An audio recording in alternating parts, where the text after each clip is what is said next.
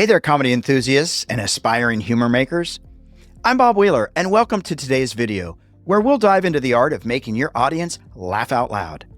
Whether you're a podcaster, YouTuber, or just someone who loves to entertain, injecting humor into your content is a surefire way to keep your audience engaged and coming back for more. In this video, we'll explore tips and techniques for finding your funny bone and sharing it with the world. Understanding your audience. Before we dive into the nitty-gritty of being funny, let's talk about your audience. After all, they're the ones you're trying to make laugh. It's crucial to know who you're talking to and what tickles their funny bone. Take some time to research your target audience's demographics, interests, and preferences. Are they millennials who love meme culture, or are they baby boomers who appreciate a good dad joke? I was recently a guest on the Cancer and Comedy podcast. The audience is expecting heavy conversation and some laughs. It didn't mean we're going to laugh about cancer, but to find the humor in tough situations. Once you have a handle on your audience, you can tailor your humor to their tastes and maximize your comedic impact. So know your audience. Types of humor. Let's explore the different types of humor you can use in your content. First up, we have observational humor, which involves pointing out the funny and relatable aspects of everyday life. Airline food is some of the best food I've ever eaten. It's always 5-star rated and cooked to perfection. Next, there's self-deprecating humor, where you poke fun at your own flaws and experiences. This can be a great way to show vulnerability and connect with your audience on a human level. I use this type of humor a lot on my podcast, Money You Should Ask. It lets my guests know that I'll be the target, not them, and it's a great way to disarm any anxiety the guests might be feeling, which ultimately makes it more enjoyable for the audience. If you're feeling a bit more daring, you can try absurdist humor, which uses nonsensical or surreal elements to create laughter. Think Rick and Morty. This animated show is known for its absurd and surreal plot lines, often involving interdimensional travel, alternate realities, and ridiculous characters. And of course, let's not forget the power of a witty one-liner or well-timed pun. If laughter is the best medicine, then my podcast is like a comedy pharmacy. No prescription needed. These quick, clever jokes can be sprinkled throughout your content for a dose of instant hilarity. Just be prepared for the occasional groan from your audience. Although you may not actually hear it, assume there will be groans. It's all part of the fun. Timing and delivery. Now that you've got some humor types in your arsenal, let's talk about timing and delivery. After all, a joke is only as good as the execution. One key tip is to pause for effect, giving your audience a moment to process the joke before moving on. This can be especially effective after delivering a punchline or a particularly clever bit. Relationships are tough. You always have to bring in a second person. And then you have to communicate with them. Make sure your pauses are strategic and short. Or you might find yourself mentally searching for the please laugh sign in your imaginary studio audience. See what I did there? Another important aspect of delivery is your vocal inflection, tone, and pacing. Experiment with emphasizing certain words or phrases, varying your speed, and using strategic pauses to enhance the comedic impact. And remember, practice makes perfect. The more you refine your delivery, the better your comedic timing will become, and the more natural it will sound. Who knows, you might even give the great comedians a run for their money. Or not. Storytelling and anecdotes. One of the most powerful tools in your humor toolbox is storytelling. Personal anecdotes, not antidotes, and relatable tales can be a goldmine for injecting humor into your content. When choosing a story to share, look for ones that have a clear setup, build-up, and punchline. It's also important to use descriptive language and a bit of exaggeration to make the story more engaging and humorous. For example, instead of simply saying, "I tripped and fell on my face," you could paint a more vivid picture. There I was, strutting down the street like I was on a runway, when suddenly an invisible ninja appeared out of nowhere and swept my legs right out from under me. I flew through the air like a graceful swan, only to land face first on the cold, hard concrete.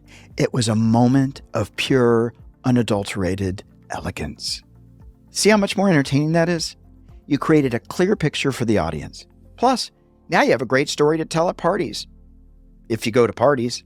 Incorporating visual humor. If you're creating video content, don't forget about the power of visual humor. Incorporating funny graphics, memes, or images can add an extra layer of hilarity to your videos. You can also use physical comedy or humorous facial expressions to drive home a joke or create a memorable moment. Just be careful to not overdo it, or you might end up looking like a character from a silent movie. And let's not forget about the magic of editing. Strategic cuts, unexpected transitions, and well-placed sound effects can all contribute to comedic timing and keeping your audience engaged. Who needs a laugh track when you've got the power of post-production? Avoiding offensive humor. Now, as much as we all love a good laugh, it's important to remember that not all humor is created equal. It's crucial to avoid jokes that punch down or rely on stereotypes and offensive language. Instead, focus on punching up and mocking those in positions of power rather than marginalized groups. After all, there's nothing funny about being a jerk. Always be mindful of the potential impact your humor may have on different audiences. What may be funny to one person could be hurtful or offensive to another. For me, on a podcast, if I'm not sure if something is offensive or not, I assume that it is, and I don't use it. Laughter is meant to be shared, not used to take people out. What if I don't think I'm funny? Now, I know some of you might be thinking, but what if I'm not naturally funny? What if I don't think I have a humorous bone in my body? You probably don't. But here's the good thing. Humor is a skill that can be learned and developed over time. And if all else fails, you can always resort to bad puns. They're so bad, they're good. First and foremost, it's important to remember that everyone has their own unique sense of humor. Just because you don't think you're funny in the traditional sense doesn't mean you can't make people laugh. I laugh at people who aren't funny every day. The key is to find out what works for you and your audience. And if you're really struggling, just remember, even the greatest comedians have off days. It's all part of the process. Embrace your quirks and self-deprecating humor. One of the most effective ways to uncover your inner humor is by embracing your quirks and imperfections. Often the things we find embarrassing or awkward about ourselves can be a great source of humor. Don't be afraid to poke fun at your own experiences or share self-deprecating stories. Chances are that your audience will relate and appreciate your honesty. Plus, it's always better to laugh at yourself before someone else does. Self-deprecating humor not only showcases your vulnerability, but also helps create a more authentic and relatable persona. By being willing to laugh at yourself, you invite the audience to join in on the fun and create a stronger connection with them. My parents obsessed about my height. I wasn't tall enough.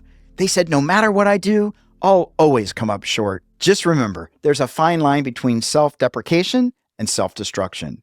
So use this type of humor wisely and don't go overboard. Creating a lighthearted and engaging atmosphere. Humor isn't just about making people laugh, it's also about creating a lighthearted and engaging atmosphere. When you inject humor into your content, you set the tone for a more relaxed and enjoyable experience for your audience. They'll be more likely to stick around, engage with your content, and even share it with others.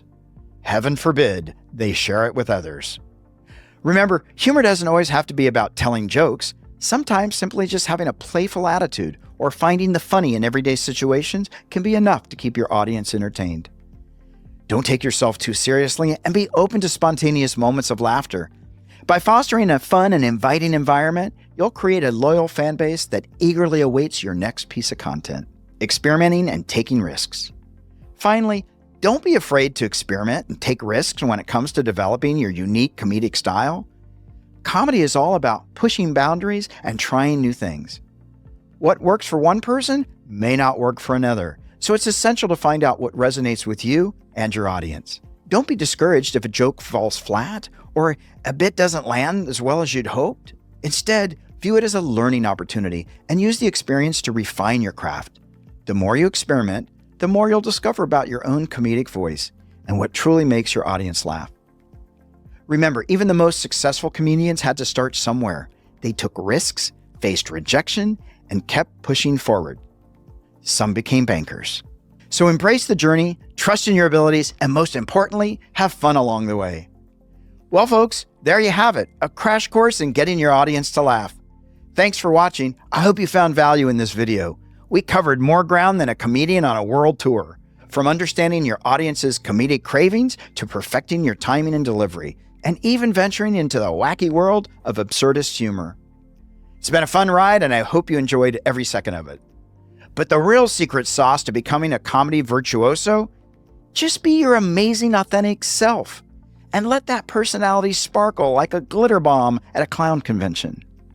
Whether you're a podcast pro or a newbie with a microphone and a dream, remember to embrace the fun, take some chances, and never stop laughing at your own jokes. Even if the only sound you hear is the echo of your own laughter bouncing off the walls of your recording booth. I'll leave you with this. What's a podcaster's favorite snack? Sound bites. You either laughed or you groaned. Either way, you engaged. I'm Bob Wheeler. Until next time.